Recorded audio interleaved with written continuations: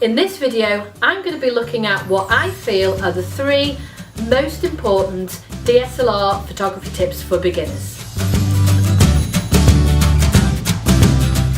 Hi guys, it's Mandy here from the Photographer blog, bringing you photography tips to help you take better photos.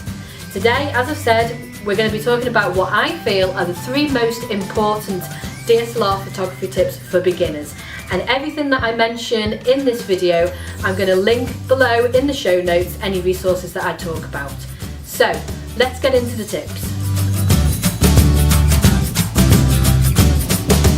Right, tip number 1, take a lot of photos. Sounds simple, but there's a lot more to it than that. Basically, the more you shoot, the better you get at taking photos, the better you get at photography in general. The more you learn about your camera, and the more you learn about lighting and composition, and your photographer's eye will start to develop. It's got nothing to do with camera settings and exposure and stuff like that. It's much more to do about noticing things around you and how you start to notice things in a different way as well when you start to take photographs. So you'll notice that these 3 tips are what I call the golden triangle, where I really feel they're the 3 most important tips you can ever give to a beginner. And they really do complement one another, and they really do reflect and join together with one another. So first tip, what I would say is take a ton of photos, as many as you can get. Take your camera out with you wherever you're going, and if something catches your eye, then take your camera out, take a photo of it. Even if you've only got your camera phone on you, just take it out anyway and take that photo, because the more photos you take, the more you will learn and the better you will get at photography. That links into tip 2. Right, tip number 2, learn your camera. Very obvious tip again, but the more photos you take, the more you will learn about your camera. And the more you learn about the camera, the more photos you'll want to take, the more creative you'll want to be with your camera. You learn about the modes and the dials on your camera, then you will want to get out there and you'll want to try it out. And then vice versa, if you are taking a lot of photos and you're like, oh, I don't like the way that's turned out, or why's that done that, then not learning your camera, not learning more about it will hold you back, and then you won't want to take a ton of photos. So they are linked like that. So don't get discouraged if things go wrong. The more mistakes you make, the more questions that come up, the more you'll learn about photography. And if you do these tips and you do have questions or things go wrong, then please just put them in the comments below and we'll work through it together. If you are stuck and you're really not sure what to start and you really are a complete beginner, then just stick your camera into automatic mode or program mode, and the camera will help you out. It has very clever cameras these days and they will help you out a lot. So the little green square on your mode dial, that's automatic. It is automatic, so stick it in automatic. If everything goes wrong, it's not a problem, you're learning. And then otherwise you can stick it in program mode, or you can stick it in AV mode and have a go at changing the aperture to see how that affects the photos that you take. To me, photography in the dictionary should have in brackets below experiment. You know, photography is all about experimenting, and it doesn't matter if you get it wrong. You just learn from it and then you learn to take better photos.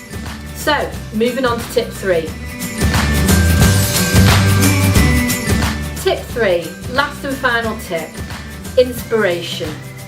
Any creative endeavour that you do for any amount of time always needs some kind of inspiration, where you get dried up or you get stuck or you run out of ideas, and you do need that inspiration to kickstart it along or just to help you take better photos. So, some ideas for inspiration when it comes to photography, you could try 10 shots within 10 feet of where you are. That's a really good photography project, and it really makes you start to look around you at the light around you and what is literally 10 feet around you. Again, coming back to tip 1, the more you shoot, the more you learn, and the more you develop that photographer's eye. So that's a great thing to give you some inspiration, really make you look at what's around you and see what you can find. Another great idea is flickr.com. Again, I'll put it in the link below. Put it on to explore and just have a look through all the photos that have been put on that day and that are coming up and stuff like that. That again is really great inspiration. But not all photography inspiration needs to be from the photography world. You know, pick up some magazines, have a look in magazines and see which photos really stand out to you and what really appeal to you. And then another great one is going to an art show or an art museum or an art gallery and just have a wander around there and look at the paintings. Paintings can be a great way to give you some inspiration and to think, oh right, I'm going to have a go at that. Let's try and recreate that feel of the painting, you know. But yes, just like with photography, artists and paintings are looking at light, and that's ultimately what you're doing with the camera. The camera is capturing light.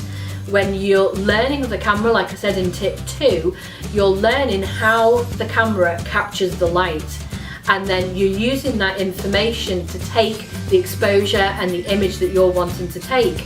Artists have done something quite similar where they've sat and looked at a scene and they've painted that scene.